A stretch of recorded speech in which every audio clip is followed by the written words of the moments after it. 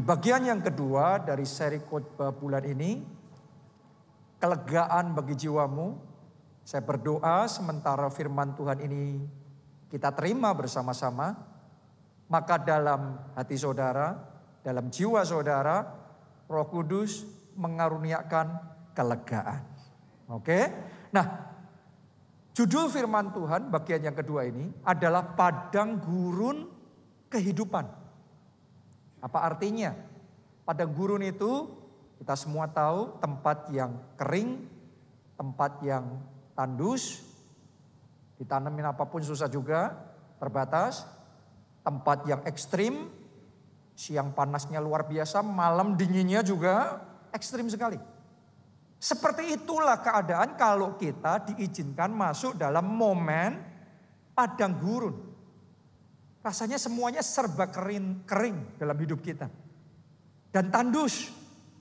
Usahanya boleh banyak, tapi hasilnya terbatas. Sedikit sekali. Kayak di padang gurun cuacanya ekstrim. Kalau Anda di momen padang gurun dalam hidupmu, itu yang kau rasakan. Masalahnya ekstrim, tantangan yang kau hadapi ekstrim, persoalannya ekstrim. Dan ini semua sangat menguras stamina. Ini semua sangat menguras energi. Makanya orang kalau di masa padang gurun gini, gampang capek. Bangun pagi sudah capek dulu. Rasanya capek semuanya, letih lesu, berbeban berat. Itu sebabnya kebanyakan orang menghindar. Kalau bisa memilih menghindar yang namanya momen padang gurun. Tapi seberapa banyak dari saudara tahu bahwa padang gurun bagian dari ciptaan Tuhan. Tuhan yang sama menciptakan gunung yang indah, lautan yang luar biasa, daratan, tapi dia juga menciptakan padang gurun. Dan Anda boleh pelajari di dalam Alkitab, ketika Tuhan menciptakan dunia ini, ketika Tuhan menciptakan bumi ini, hari pertama, kedua, dan sampai hari terakhir, selalu Tuhan ngomong ini baik. Ini baik, ini baik. Berarti semua yang diciptakan Tuhan adalah baik.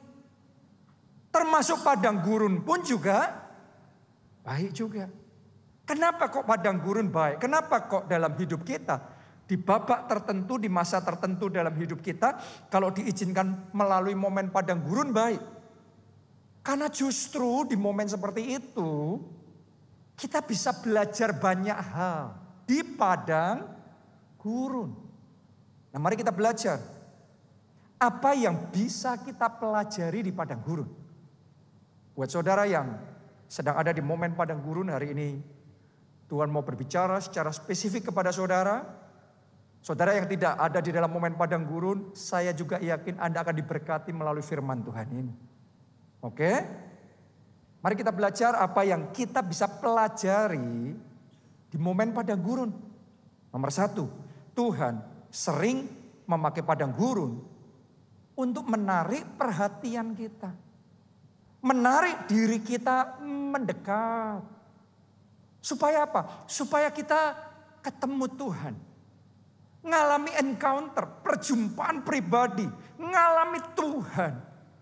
Secara pribadi dalam hidup kita. Karena mengalami Tuhan, berjumpa dengan Tuhan itu yang mengubah hidup kita. Secara radikal. Mari kita baca Hosea 2 ayat 7. Lompat ayat 10, lompat lagi ayat 13. Saya mulai. Tetapi dia tidak insaf, bahwa akulah yang memberi kepadanya gandum, anggur, dan minyak. Dan yang memperbanyak bagi dia perak dan emas yang dibuat mereka menjadi patung Baal. Makanya Tuhan ngomong ini tidak insaf, ini belum insaf ini. Berkatnya Tuhan yang kasih. Tapi berkat yang sama malah dibuat jadi patung Baal. Kalau kita nggak hati-hati, berkat bisa menjauhkan kita dari pemberi berkatnya. Kalau kita nggak hati-hati, kekayaan bisa membawa kita, menarik diri kita lebih jauh dari Tuhan. Makanya Tuhan ngomong ini kok nggak insaf. Ini lupa diri. Ini nggak sadar orang yang penuh dengan dirinya sendiri, penuh dengan agendanya sendiri, penuh dengan ambisinya sendiri. Lupa Tuhan, gak insaf, semuanya berasal dari Tuhan. Kalau Anda bisa, Anda mampu sekarang ini, mari kita sadari semuanya karena Tuhan. Lanjutkan ayat yang ke-10. Untuk orang yang gak sadar, ini memang harus disadarkan, diinsafkan. Makanya kadang-kadang ada interupsi, ada momen padang gurun. Ditulis begini, aku akan menghentikan segala kegirangannya. Hari rayanya, bulan barunya, dan hari sabatnya, dan segala apa? Perayaannya dihentikan. Kenapa? Karena kalau enggak dihentikan, kita terlarut di dalam segala sesuatu itu, mana bisa ingat Tuhan. Orang yang semua hidupnya, wah, kayaknya begitu hebat, luar biasanya, confident-nya sama diri sendiri. Mana bisa diajak untuk mendekat sama Tuhan. Kadang-kadang perlu kegirangannya untuk momen tertentu dihentikan. Mari coba lihat ayat yang ke-13. Sebab itu sesungguhnya aku ini akan membujuk dia dan membawa dia ke padang gurun. Dan di situ, di mana? Di padang gurun. Apa yang Tuhan lakukan? Berbicara, menenangkan hatinya. Jadi di padang gurun justru Tuhan bicara. Karena di padang gurun sepi. Di padang gurun sendiri.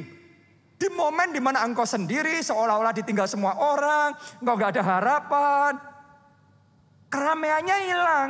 Tadinya wah kita sudah terlarut dengan kesenangan dunia. Tetapi ada momen dalam hidup kita kayak gak berdaya. Di momen itu Tuhan mau menjumpai kita secara pribadi. Itu yang dialami oleh Musa. Saya tanya sama saudara, masih ingatkah saudara di mana Musa ketemu sama Tuhan? Di padang gurun, benar nggak?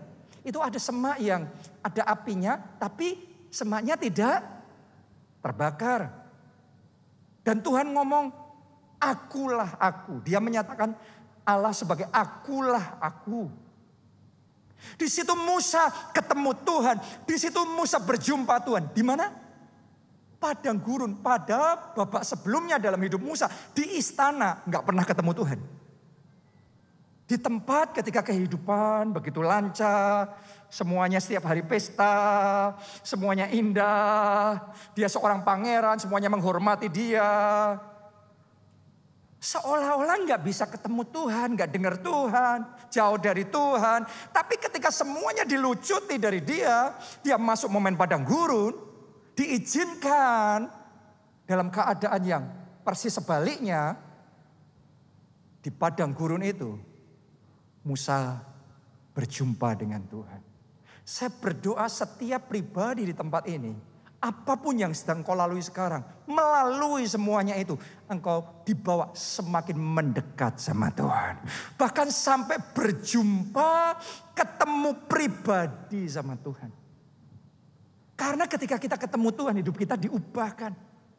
Itu Musa yang sama yang tadinya seorang pangeran.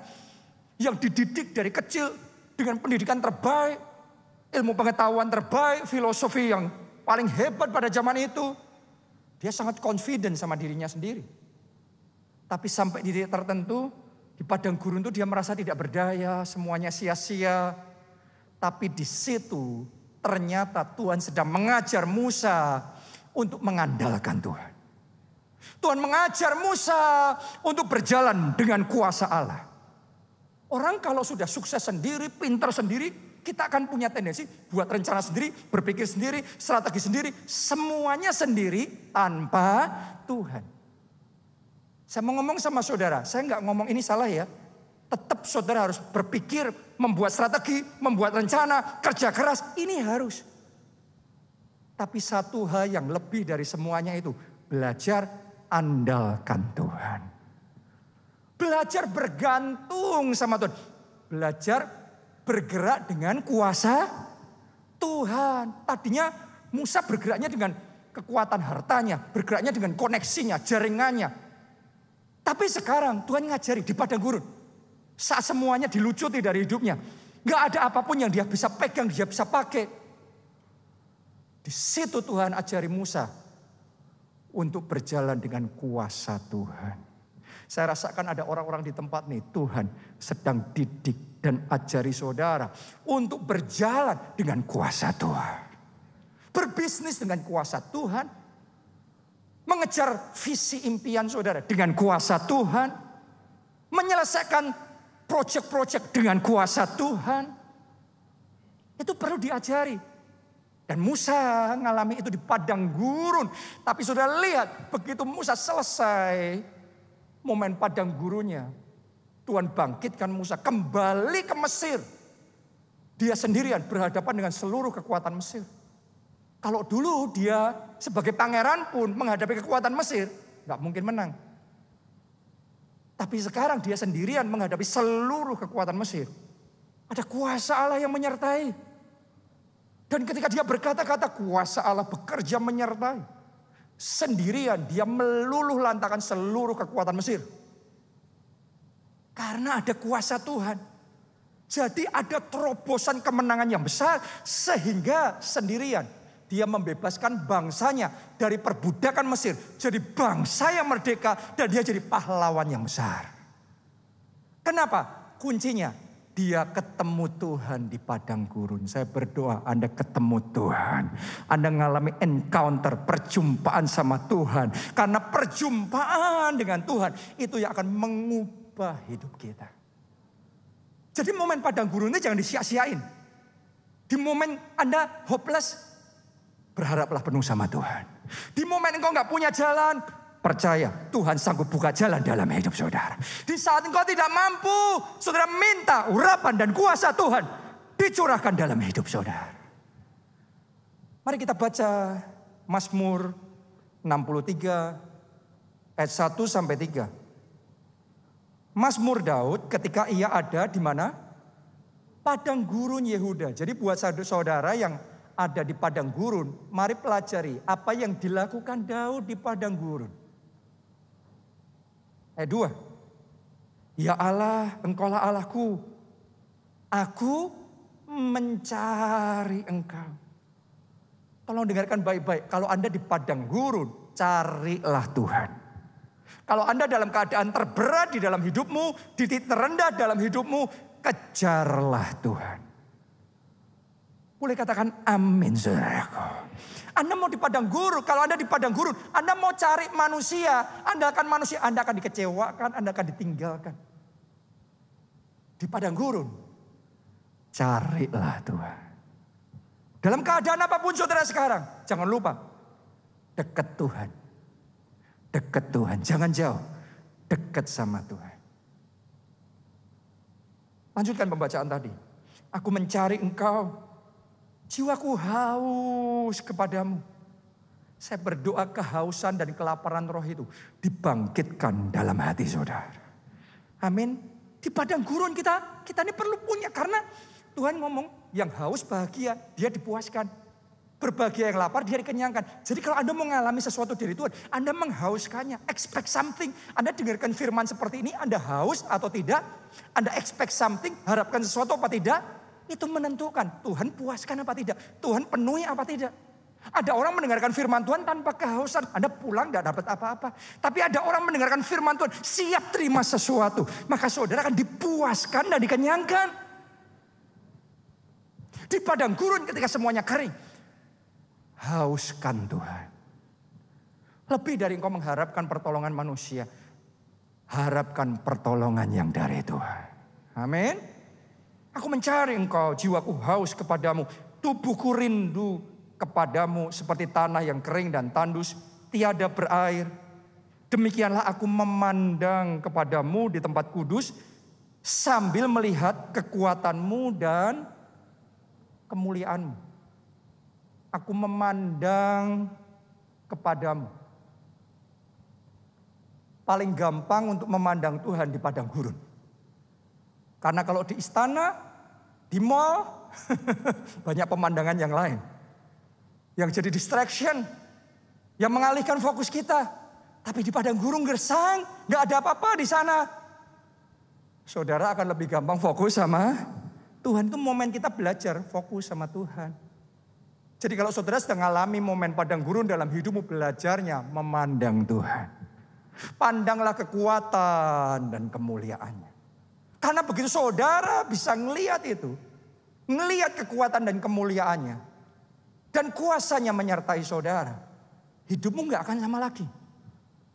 Kalau tadinya Anda berjalan dengan pikiran saudara, kekuatanmu sendiri, itu aja sudah hebat. Sekarang Anda belajar berjalan dengan hikmat Tuhan, dengan kuasa Tuhan, maka yang akan Anda alami apa yang tidak dilihat mata, tidak didengar telinga, tidak timbul dalam hati manusia, Tuhan berikan kepada saudara. Kita kasih tepuk tangannya yang paling meriah. Itu sebabnya yang akan terjadi lebih dari yang kau pikirkan dan bayangkan, Tuhan kerjakan dalam hidupmu. Seperti Musa, prestasinya beyond himself sampai ribuan tahun, sampai hari ini masih dibicarain terus. Kenapa? Dia belajar berjalan dengan kuasa Tuhan. Saya ngalami pengalaman yang seperti itu juga. Dulunya saya so full of myself. Penuh sama diri saya sendiri. Saya sejak dari kecil bawaannya confident. Percaya dirinya besar. Bahkan cenderung sombong. Sampai di momen tertentu dalam hidup saya diizinkan dibanting ke bawah. Saya diizinkan merasa tidak berdaya. Ketika saya merintis gereja kita di Jogja sekian tahun yang lalu, saya ngerasa semua yang saya pikirkan, semuanya jadi salah. Saya yang kerjain semuanya gak ada hasilnya. Isinya mimpin gereja cuma masalah, gosip, isinya ditunjuk-tunjuk, disalah-salahin. Capek sekali. Capek sekali. Tapi Tuhan izinkan kayak gitu. Kenapa? Karena Tuhan sedang mau didik saya. Tadinya saya mikir sendiri, saya buat rencana, buat strategi sendiri. Tapi di momen padang gurun ketika saya semua mengalami kegagalan, semuanya gagal, semuanya gak ada hasilnya. Sekarang saya sadar, tanpa Tuhan aku bukan apa-apa. Tanpa Tuhan aku bukan siapa-siapa. Tuhan aku perlu Engkau dalam hidupku. Tuhan aku perlu Engkau bersama dengan aku. Di situ saya belajar berjalan sama Tuhan. Di situ saya belajar berjalan dengan kuasa Tuhan. Menaruh pengharapan hanya sama Tuhan. Dan ternyata setelah belajar kayak gitu, dibawanya Tuhan, terobosannya lebih besar daripada kalau berjalan dengan pikiran saya sendiri. Tuhan punya rencana lebih besar dalam hidup saudara. Anda diizinkan mengalami momen padang gurun supaya engkau belajar berjalan bersama dengan Tuhan. Kenapa? Karena kalau saudara gak bersama Tuhan, Anda gak joinan sama Tuhan. Engkau bisnis sendiri, kerja sendiri, berjuang sendiri. Limited, terbatas. Tapi engkau join sama Tuhan, tiba-tiba unlimited. Kapasitasmu diperbesar. Selama ini kita gak ngerti, kita harus sendiri-sendiri. Belajar kongsian sama Tuhan. Joinan sama Tuhan. Belajar berjalan sama Tuhan. Kerja sama Tuhan. Kejar visi impian bersama Tuhan. Maka tiba-tiba powermu diperbesar. Kapasitasmu diperbesar.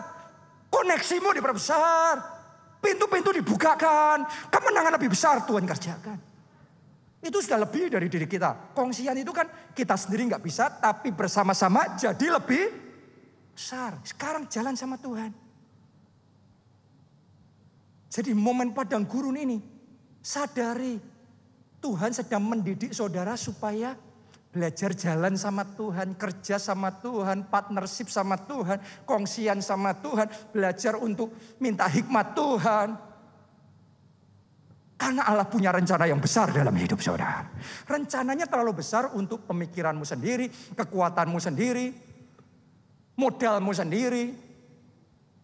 Rencananya lebih besar. Dan saya berdoa tahun ini Tuhan kerjakan terobosan yang spesial terjadi dalam hidup saudara. Katakan amin, tepuk tangannya yang lebih meriah buat Tuhan kita. Yang kedua, Tuhan memakai padang gurun untuk melatih kita demi kebaikan kita. Pelatihan itu selalu susah karena memang kita belum bisa. Tapi itu sebabnya kita dilatih. Sehingga akhirnya jadi bisa. Karena itu pelatihan demi kebaikan. Ulangan 8 ayat 14 sampai 16. Jangan engkau tinggi hati sehingga engkau melupakan Tuhan Allahmu yang membawa engkau keluar dari tanah Mesir, dari rumah perbudakan, dan yang memimpin engkau. Apa kalimat berikutnya? Apa? Melalui padang gurun. Perhatikan kata ini, melalui. Semuanya katakan melalui. Melalui padang gurun berarti padang gurun tujuan akhir atau hanya lewat? Hanya lewat. Tolong lihat ke depan sini. Dengarkan baik-baik. Masalahmu itu hanya lewat. Bukan masalah permanen, bukan persoalan permanen. Itu sementara. Haleluya. Jadi jangan berpikir keadaanmu, masalahmu, pergumulanmu itu sudah ini nasibku memang kayak gini. No, bukan nasibmu kayak gini. Tuhan menuntun melalui padang gurun. Lah kok padang gurun? Bukannya dia gembala yang baik yang menuntun kita di padang berumput hijau dan air yang tenang. Ternyata Tuhan yang sama bisa menuntun di momen tertentu di padang berumput hijau, air yang tenang. Tapi di momen tertentu Tuhan juga bisa menuntun ke padang gurun. Melalui padang gurun. Jadi belum tentu kalau keadaan saudara hadapi berat, itu bukan Tuhan yang menuntun saudara. Belum tentu kalau semuanya ringan, indah dan baik-baik selalu itu dari Tuhan. Belum tentu. Kadang-kadang diizinkan melalui padang gurun. Kenapa? Mau dididik sama Tuhan. Mau diajari. Kenapa kok gitu? Karena di padang gurun ada something. Mari baca terus ayat itu. Padang gurun yang apa? Besar dan dahsyat itu. Wow. Ada momen tertentu dalam hidup kita akan ngomong, masalahku kali ini besar dan dahsyat. Hutang yang harus aku selesaikan ini besar dan dahsyat. Persoalan keluarga kali ini kesalahpahamannya besar dan dahsyat. Kerumitan dalam persoalan ini besar dan dahsyat. Coba lihat, isinya apa ketika kita masuk dalam padang gurun yang besar dan dahsyat itu. Lanjutkan. Padang gurun yang besar dan dahsyat itu dengan apa? Ular-ular yang ganas. Kalau Anda di padang gurun jangan heran. Yang engkau hadapi ular-ular yang ganas. Ular-ular yang mau mematok, menjegal. Mungkin di tempat kerja saudara. Mungkin mau menjegal karir saudara. Mau mematikan karir saudara. Reputasi saudara, nama baik saudara. Ada ular-ular tertentu yang memang dia ganas. Maunya menyerang, maunya menghancurkan. Tapi saya berdoa di dalam nama Yesus setiap ular yang mau menghancurkan hidup saudara saat ini juga dihancurkan oleh Tuhan. Amin. Apalagi di padang gurun. Serta kalajengkingnya. Bukan cuma ular loh. Ada kalajengkingnya. Maut itu. Beracun itu. Ada ular. Ada kalajengking. Saya juga berdoa setiap kalajengking yang berusaha menyengat saudara. Disengat dan dihancurkan oleh Tuhan. Haleluya. Cuma begini, kalau Anda perang sama ular dan kalajengking di momen padang gurun, Anda harus sadar, no glory. Kenapa saya ngomong begitu? Karena di padang gurun, sekalipun Anda dapat urapan kuasa Tuhan, Anda menginjak ular dan kalajengking, siapa yang mau ngasih tepuk tangan sama saudara? Gak ada yang lihat di padang gurun, padahal peperangannya sengit. Gak ada yang tahu. Jadi menang pun gak ada kemuliaannya. Tapi kalau kalah mati. Itulah padang gurun. Anda punya skill yang sama. Anda fight-nya sama. Anda ngambil resikonya sama. Gagal mati. Menang kayak gak ada rasanya apa-apa. Ada momen kayak gitu loh dalam hidup kita. Itu momen kita sedang diuji, dilatih. Namanya pelatihan. Pelatihan ya kayak gitu. Apalagi di padang gurun. Dan tanahnya yang gersang, yang tidak ada air. Tanah yang kayak gitu subur enggak? Ditanemin bagus nggak? Hasilnya bagus nggak? Nggak bagus. Momen padang gurun itu momen kita kerja keras tapi seolah-olah hasilnya nggak bagus. Kayak mengecewakan hasilnya. Mari kita lihat, lanjutin lagi. Dia yang membuat air keluar bagimu dari gunung batu yang keras. Dan yang di padang gurun memberi engkau makan mana yang tidak dikenal oleh nenek moyangmu. Supaya direndahkannya hatimu dan dicobainya engkau. Wow, ini momen padang gurun. Supaya direndahkannya hatimu dan dicobai engkau.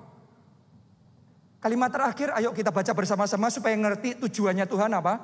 Semuanya ya, siap? Semua? 1, 2, 3.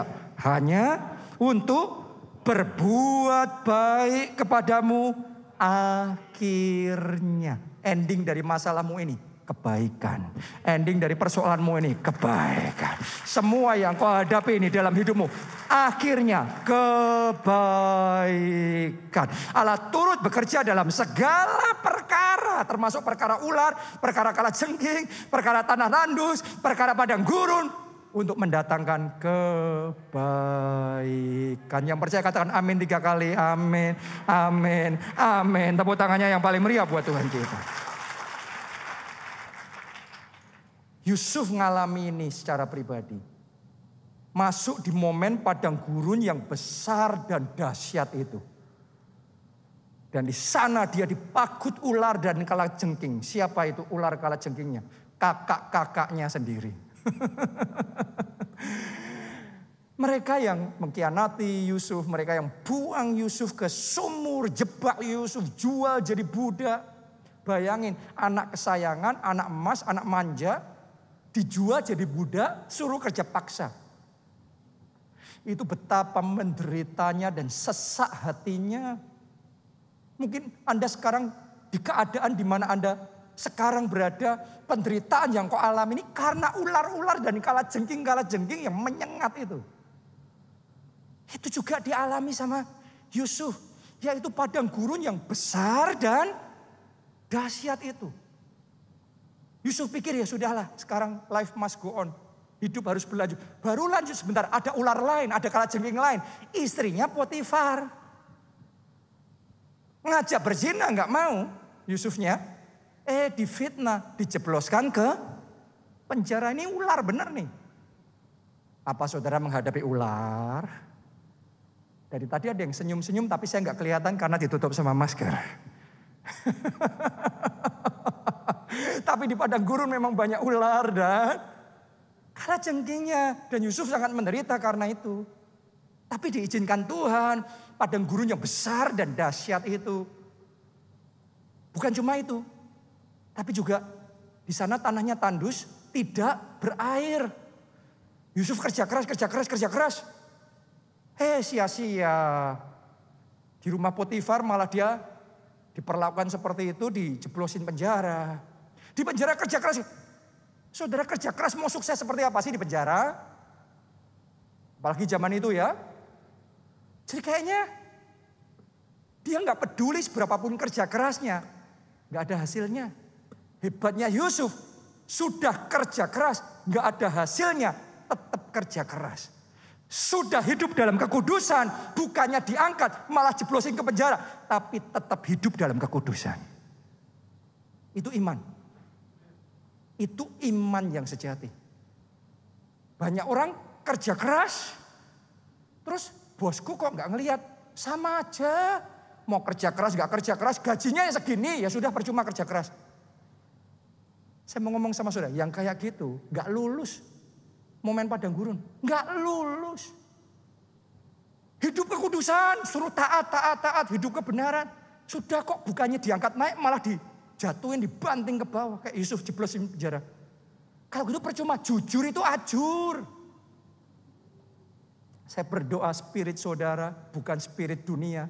Bukan spirit rata-rata, saya berdoa spirit iman, roh iman yang ada di dalam hidup saudara. Sekalipun kau sudah melakukan yang benar, sekalipun kau sudah hidup dalam kekudusan, sekalipun kau sudah taat sama Tuhan, tapi Anda bukannya diberkati, malah Anda kena masalah lebih banyak. Tapi Anda tetap taat sama Tuhan.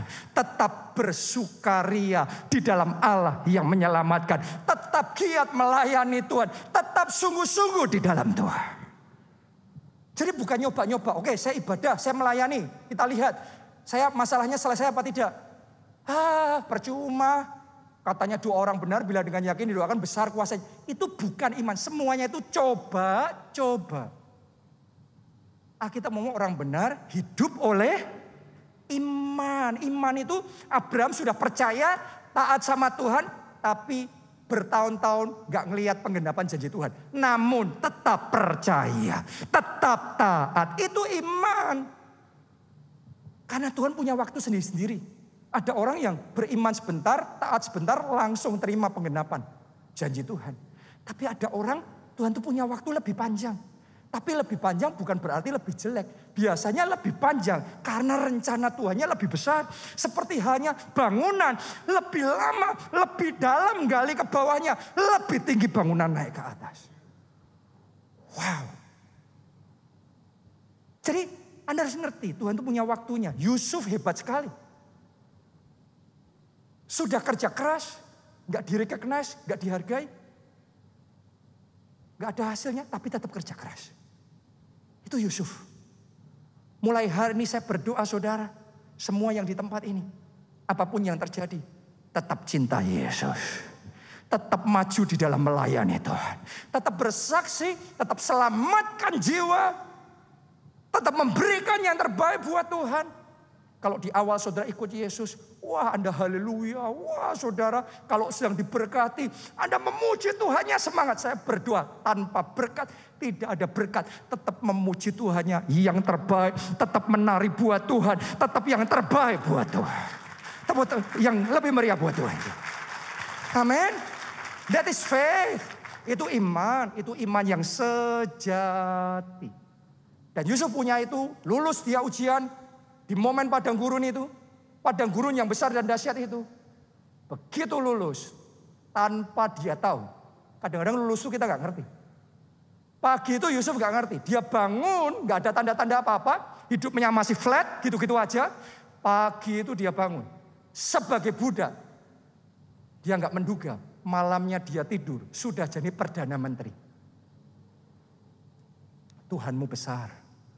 Padang gurunmu boleh besar, jangan lupa Tuhanmu lebih besar. Padang gurunmu bisa dahsyat, persoalanmu bisa dahsyat. Jangan pernah lupa ingatkan diri sendiri, Tuhanmu lebih dahsyat. Boleh katakan amin. Tepuk tangannya yang meriah buat Tuhan. Amin. Haleluya. Ayo jaga api, tetap on fire. Tetap menyala-nyala. Tetap semangat. Semangatnya bukan saat lagi wah dapat angin. Saat gak dapat angin, gak ada angin. Tetap semangat. Api seperti itu yang perlu kita punya di dalam hidup kita. Semangat bukan saat ekonomi baik. Mau resesi, kita tetap semangat. Mau pandemi, kita tetap semangat. Dalam segala kondisi, kita tetap semangat. Karena buat saudara yang nangkep itu, momenmu akan segera tiba. Benar sekarang padang gurunmu besar dan dahsyat. Tapi saya deklarasikan tahun ini. Tuhan pindahkan saudara dari padang gurun yang besar dan dahsyat ke gunung kemuliaan yang penuh anugerah dan kasih karunia yang melimpah daripada Tuhan. Amin. Haleluya. Yang ketiga, padang gurun adalah tempat Tuhan menunjukkan kasih-Nya yang ajaib. Jadi di padang gurun itu Anda bisa mengalami kasih-Nya yang ajaib. Nehemia 9 ayat 19 sampai 21. Engkau tidak meninggalkan mereka di padang gurun karena kasih sayang-Mu yang besar. Jadi di padang gurun ada kasih Tuhan enggak? Ada. Seperti apa sih yang mereka alami? Tiang awan tidak berpindah dari atas mereka pada siang hari untuk memimpin mereka pada perjalanan. Begitu juga tiang api pada malam hari untuk menerangi jalan yang mereka lalui. Sampai di situ pembacaan kita. Kan siang di padang gurun panas. Tapi dikirim sama Tuhan tiang awan meneduhkan. Malam gelap tapi dikirim tiang api menerangi. Malam dingin dikirim tiang api menghangatkan mereka. Jadi walaupun di padang gurun, cuacanya ekstrim, masalahnya ekstrim, tapi tetap ada penyertaan Tuhan. Nanti Anda akan ngalami dalam hidup saudara, saat kau ngalami masalah berat sekali dalam hidupmu. Tapi Tuhan akan berbicara sama saudara lewat hal-hal kecil, surprise kecil. Ketika itu terjadi, Anda akan kaget dan seolah-olah Anda bisa merasakan kayak Tuhan itu, walaupun gak audible, tapi melalui kejadian-kejadian itu, Tuhan itu ngomong, aku masih menyertai engkau. Aku tidak meninggalkan engkau. Aku tetap berjalan bersama denganmu. Teguhkan dan kuatkan hatimu. Saya rasakan bahkan saat ini Tuhan sedang ngomong sama beberapa orang di tempat ini yang sempat bertanya-tanya. Apa Tuhan masih menyertai saya? Apa yang saya kerjakan ini benar? Hari ini teguhkan, kuatkan hati saudara. Tuhan tidak pernah meninggalkan. Tuhan tetap menyertai. Boleh katakan amin. Kita kasih tepuk tangannya boleh yang paling meriah buat Tuhan kita. Amin. Jadi alami kasihnya yang ajaib. Di padang gurun yang besar dan dahsyat. Bukan hanya di padang berumput hijau dan air yang tenang. Alami kasihnya yang ajaib bukan saat hujan berkat saja. Tapi ada momen saat kita hujan tetesan air mata pun. Di situ kasihnya siap menyerbu hidup kita. Jadi dalam kondisi apapun dalam hidup saudara. Alami kasihnya yang ajaib. Haleluya. Dalam kondisi pergumulan paling berat dalam hidup saudara. Alami kasihnya yang ajaib. Apa yang harus kita lakukan di padang gurun? Buka hati sama Tuhan. Karena Tuhan tuh melalui padang gurun itu kan cuma ngajarin kita gitu aja. Sehingga kita ready untuk rencana Tuhan. Jadi buka hatimu bisa diajari Tuhan dengan gampang.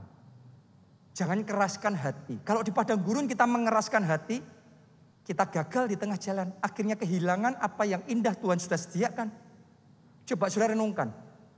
Yusuf kalau disakiti sama kakak-kakaknya, dikhianati seperti itu. Terus kemudian dia mengeraskan hatinya jadi keras. Karena gara-gara kakak-kakakku, aku terlunta-lunta, aku menderita. Terus dendam, kesumat, benci mati, mau balas kakak-kakaknya. Saya tanya sama saudara, Tuhan angkat dia gak jadi Perdana Menteri? Gak mungkin. Kenapa? Kalau diangkat, itu kakaknya bisa dibasmi semuanya. Rencana Tuhan mau membangun Israel, batal semuanya. Jadi dia harus di stop. Orang kayak gini gak boleh diangkat. Banyak orang gak bisa diangkat. Bukan karena Tuhan gak punya rencana indah. Tapi karena mengeraskan hati. Jangan izinkan kekecewaan, sakit hati, dendam menguasai hatimu. Engkau merampok dirimu sendiri dari apa yang indah. Rencana Tuhan yang besar, yang Tuhan sediakan dalam hidupmu. Jangan keraskan hatimu di padang gurun yang besar dan dahsyat. Biar Tuhan mengajari saudara saat melalui semuanya itu. Lihat Yusuf, hatinya mengampuni. Disuruh Tuhan mengampuni, dia ampuni. Disuruh Tuhan memberkati kakak-kakaknya yang jahat sama dia. Tapi disuruh memelihara mereka. Dia pelihara mereka. Karena Tuhan melihat Yusuf lulus seperti itu. Yusuf taat seperti itu. Tuhan angkat Yusuf. Tuhan berkati Yusuf lebih dari yang sanggup dia pikirkan dan bayangkan. Tuhan mau didik saudara. Tuhan mau ajari saudara. Belajar bergantung. Belajar mengandalkan Tuhan. Coba saudara renungkan di momen 2 tahun pandemi ini sebenarnya kalau buat saya ngomong sama istri saya. Sama Pastor Nita. Saya belajar tentang iman. 2 tahun ini lebih daripada sekian tahun saya belajar tentang iman. Kenapa? Karena sekarang iman kita sekarang diperhadapkan sama padang gurun yang besar dan dahsyat. Kita kan shock banget 2020 kemarin. Tiba-tiba pandemi melanda, lockdown semua.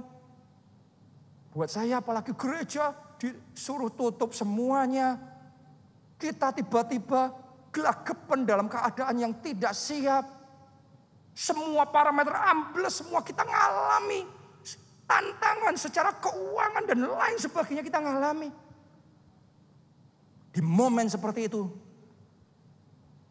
Tuhan ngomong sama saya, belajar. tinggal tenang dan percaya. Karena bulan Januarinya, kan Maret melanda, bulan Januarinya kita sudah dapat pesan dari Tuhan. Ini tahun kemuliaan, saat kegelapan, kekelaman menutupi bumi. Tapi kemuliaan Tuhan nyata bagi umatnya. Waktu dengar itu Januari masih amin, amin, amin. Begitu Maret datang semua orang melakukan, kok tahun kemuliaan, kenyataannya tahun pandemi, tahun gelap. Buat orang yang seperti itu, benar-benar dari 2020 sampai sekarang mungkin belum lepas. Itu benar-benar kegelapan dan kekelaman. Tapi buat kita yang mau belajar di melalui masa padang gurun yang besar dan dahsyat itu, nggak peduli kelam sekali ini, nggak peduli gelap sekali ini, aku tetap percaya ini tahun kemuliaan. Anda belajar, jadi percaya itu bukan aku percaya setelah ngelihat kenyataan sebaliknya, wah nggak percaya, apa iya sih? Itu bukan iman, itu coba. Iman itu walaupun kenyataan beda banget sama rema Tuhannya. Engkau pilih remanya dari kenyataannya. Saya masih ingat pada waktu itu kita ngalami struggle. Tapi Tuhan suruh kita jadi berkat. Banyak orang yang membutuhkan, bantu mereka. Banyak gereja lain yang membutuhkan, bantu jadi berkat. Buat pendeta-pendeta lain. Loh, kita sendiri butuh. Kok disuruh memberkati yang lainnya, nolong yang lain. Kita ini butuh. Kita bukan wah, kalau limpah-limpah saya terus ya sudah ngasih sedikit, bagi-bagi sedikit, gampang. Ini kita ini dalam keadaan yang semuanya kayak gelap waktu itu, disuruh nabur, disuruh jadi berkat. Tapi di momen padang gurun yang besar dan dahsyat, Tuhan menguji hati kita. Saya berdoa Anda semua lulus ujian. Amin, Anda semua lulus ujian. Apapun rema dari Tuhan tetap taat. Kalau Tuhan suruh saudara mengampuni, tetap ampuni. Walaupun hati ini gak enak. Walaupun hati ini rasanya berontak, tetap ampuni. Kalau Tuhan suruh saudara melayani, tetap melayani. Tetap bersaksi. Selamatkan jiwa. Saya masih ingat waktu 2020 ya, semua saudara di Jakarta ini boleh dikatakan hampir semua gereja tutup semua. Walaupun pemerintah sudah boleh. Tapi Tuhan ngomong sama saya, buka ibadah onsite. Kalau saya lihat kiri, lihat kanan, pendeta-pendeta yang lebih diurapi, lebih berpengalaman, gak ada yang buka. Tapi Tuhan tuh sedang ngajarin saya pribadi, sekalipun yang lainnya seberapapun diurapinya, enggak. Tapi Tuhan yang ngomong, kita melangkah. Taat.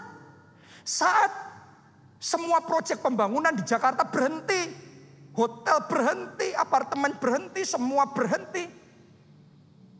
Tapi Tuhan bicara di hati saya. Pembangunan gedung gereja kita dipik lanjut. Kalau sekarang kita sudah ngelihat kayak gini gampang. Wah, percaya bagi Tuhan tidak ada yang mustahil. Tapi 2020 Anda ada di situ. Apa keputusan saudara? Itu enggak gampang. Tapi di situ kita belajar percaya. Kita belajar taat. Dan taat sama Tuhan itu indah. Tanamkan itu, taat sama Tuhan itu indah. Sekarang setelah 2,5 tahun, kita bisa tertawa. Karena oleh anugerah Tuhan, justru melalui masa pandemi ini, Tuhan memberikan anugerah yang besar. Kita bisa membangun gedung gereja 9 lantai. Perlantainya sekitar 2.000 meter persegi. Kalau saudara bayangin 2.000 meter persegi itu gini. Soho Capital ini, yang tempat kita ini lantai 11 kan. Lantai 11 ini 1.500. Jadi ruang ibadah ini, kids, sekretariat sana, semuanya. Itu 1.500 per lantai. Di tempat ini kita 1 lantai. Tapi di sana 1 lantai 2.000 meter dan Tuhan kasih 9 lantai. Bukankah itu anugerah, bukan itu kasih karunia Tuhan yang dahsyat dan ajaib. Jadi padang gurun yang besar dan dahsyat benar-benar berubah gunung kemuliaan yang penuh kasih karunia dan anugerah Tuhan. Belajar taat. Dengerin suara Tuhan. mulai hari ini belajar melangkah dengan iman. Butuh loh melangkah dengan iman. Ada sebagian orang Kristen berpikir, ya kalau Tuhan mau ngasih, ya Tuhan kasih aja. Siapa bilang gitu? Tuhan ngomong, mintalah, kamu akan diberi. Carilah, kamu akan mendapatkan. Ketoklah, pintu akan dibuka. Artinya butuh perjuangan. Untuk bangsa Israel dapat tanah perjanjian, mereka nggak ngomong gini, ya kalau kehendak Tuhan nanti kan dapat sendiri. Emangnya tanah perjanjian terbang? Emangnya para raksasa itu akan datang ke Yosua dan ngomong, kami menyerah. Silahkan ambil semua tanah kami. Emangnya tanpa perang mereka mau kayak gitu? Lihat aja. Waktu ngadepin Yeriko. Fight itu, perang itu. Itu waktu kita ngerjain proyek pembangunan gedung kita. Itu perang batinnya besar sekali itu saudara. Itu. Tantangan, persoalan, itu perang, itu fight. Jadi harus ambil langkah iman, jangan ngomong, ya disuruh mengampuni, disuruh beresin masalah. Ya sudah, kalau dia yang datang duluan, saya maafin. No, Anda yang datang, beresin. Itu langkah iman. Rendahkan hati. Itu langkah iman. Kalau Tuhan suruh Anda maju melayani, jangan diam aja. Aktif, ketaatan itu aktif. Maju melayani Tuhan. Komitmen sungguh-sungguh. Nanti Anda akan melihat. Padang gurunmu yang besar dan dahsyat itu. Akan dirubah oleh Tuhan. Gunung kemuliaan. Yang indah, yang penuh anugerah. Dan kasih karunia. Anda mau mengalami itu, bangkit berdiri. Ku percaya janji-Mu.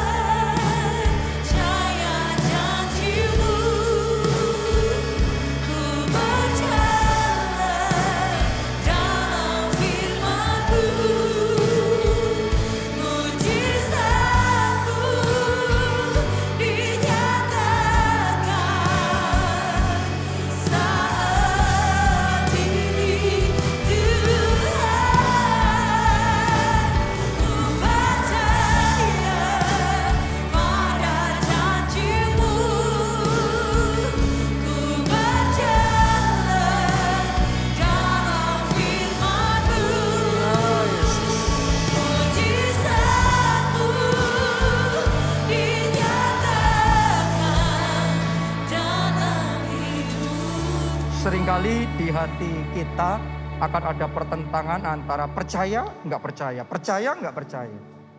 Saat dengar firman gini, iman kita bangkit, percaya, amin. Begitu balik ngadepi kenyataan, gelap dan kelam semuanya. Kita mulai bimbang dan ragu, kita mulai apa iya.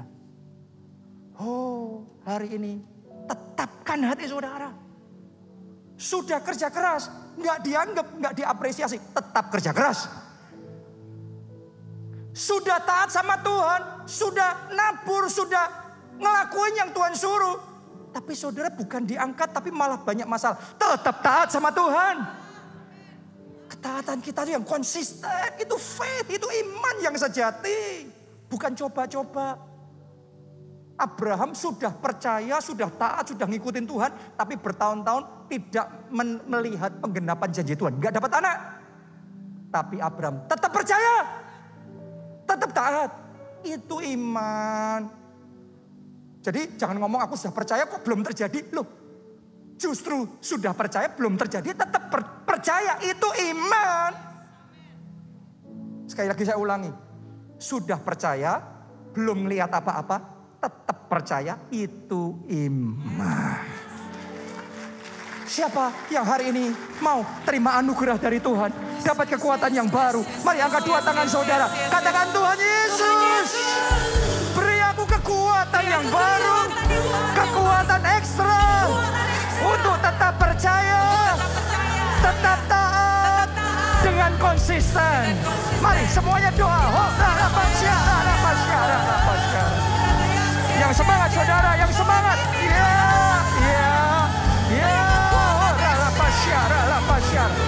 Ada masalah, gak ada masalah, tetap on fire. Biarlah rohmu menyala-nyala. Layani Tuhan.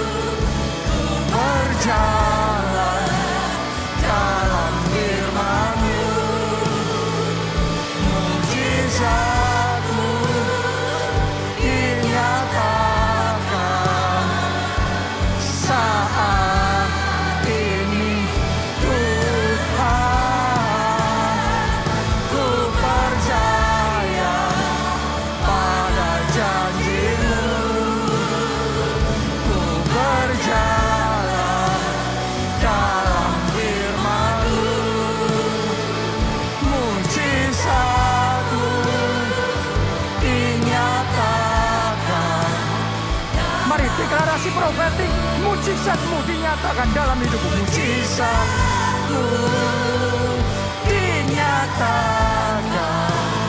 Dan sekali lagi, deklarasikan. Mujizatmu dinyatakan dalam hidupku. Haleluya. Haleluya. Amin. Siapa yang diberkati hari ini, lambaikan tangan. Kita kasih tepuk tangan yang paling meriah buat Tuhan kita.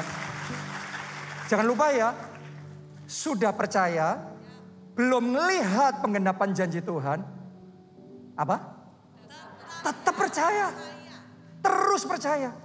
Saudara harus ngerti, setiap kesaksian yang saya cerita sama saudara, bukan setiap, banyak dari kesaksian yang saya ceritakan, termasuk Gedung Pik, termasuk di Solo tanah yang Tuhan kasih 20 hektar. Itu saudaraku ya, dalam prosesnya ada terlalu banyak hal. Jadi nggak jadi, bisa nggak bisa, batal jadi batal. Mau batal mau jadi, tetap on fire, tetap berjuang. Ada sebagian orang nggak pernah bisa ngalami terobosan, kenapa? Karena kalau kayaknya dapat angin semangat, begitu angin berbalik kelenger. No, berjuang itu nggak kayak gitu. Anda dapat angin on fire, angin berbalik kayaknya hopeless. Tetap on fire. Itu percaya. Dan orang yang percaya akan melihat kemuliaan Tuhan.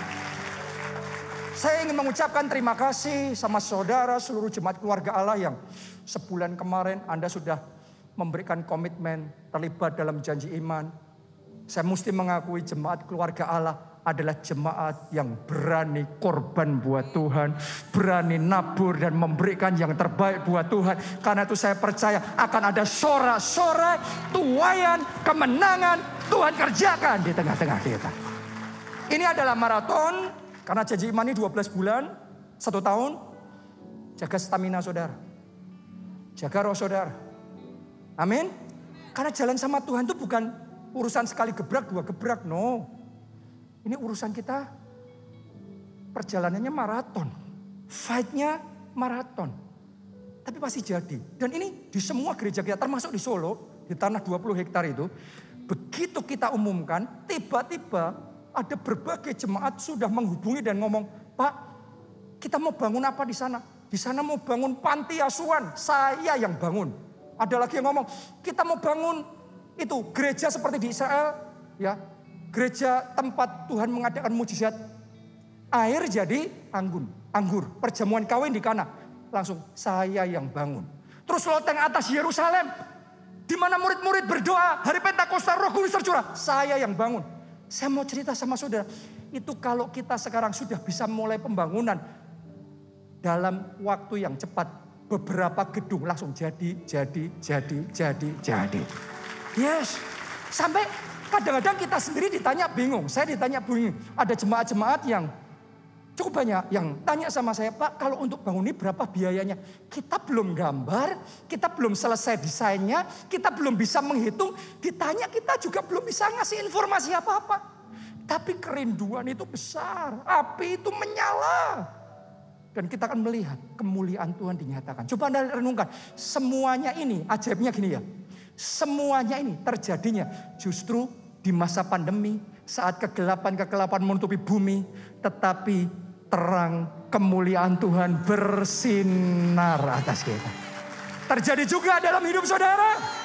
Mari angkat 2 tanganmu dan aminkan berkat ini. Diberkati saudara oleh Tuhan. Diberkati keluargamu oleh Tuhan.